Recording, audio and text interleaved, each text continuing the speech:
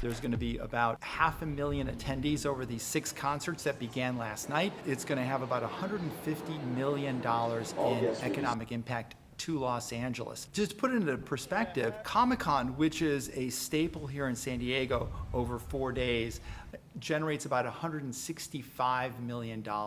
And that is a signature event for the city of San Diego. So Taylor Swift has the same economic impact across all the cities that she goes to. So for example, second-tier cities that she just announced last night that she's going to go to Indianapolis or New Orleans for 3 shows in a row.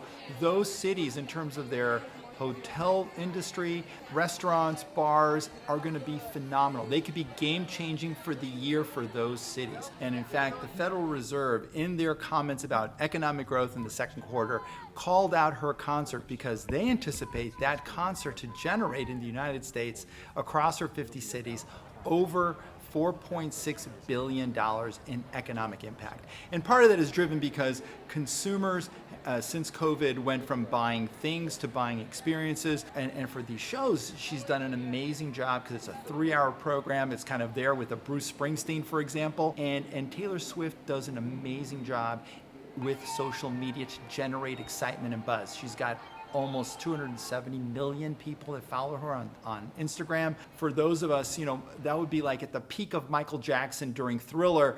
She is the conversation around pop culture. And the only other celebrity on the planet that kind of is her rival is Beyonce. One final little fun fact is that everyone gets into the act. So up in the Bay Area, when she was playing at Santa Clara Stadium, at Levi Stadium, the San Francisco Giant baseball team, what they did is they changed the walk-up song from every player from their own walk-up song to a Taylor Swift song. And if you're going to have a whole baseball club do that, imagine how people are thrilled about Taylor Swift. The Inflation Reduction Act really funded the IRS substantially. And one of the things is really modernizing the way people can file their taxes. And so the IRS, as part of that, got new software to allow it to file all their taxes electronically fully by 2025. People have to file both, online taxes with support documents. So now what the IRS is going to do is they're going to allow you to file all your taxes next year electronically, that in most forms, and by 2025, all forms are going to be electronic. Now what's interesting is the IRS also saves a lot of money. Every year, about 75 million people file their taxes on paper, along with another 125 million supporting documents.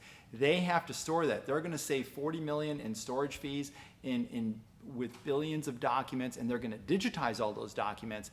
And more importantly is now, as a benefit to taxpayers, the IRS is going to be able to process your tax return that much, by 50% faster.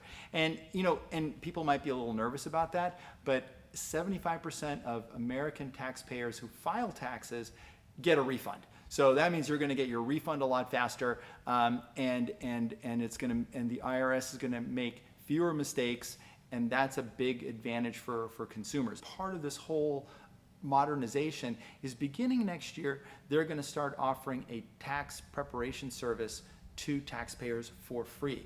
This might have a significant impact on software companies like TurboTax, that's based here in San Diego, that offers tax preparation software, but that's probably mostly going to be for taxpayers who have a very, very, very simple return.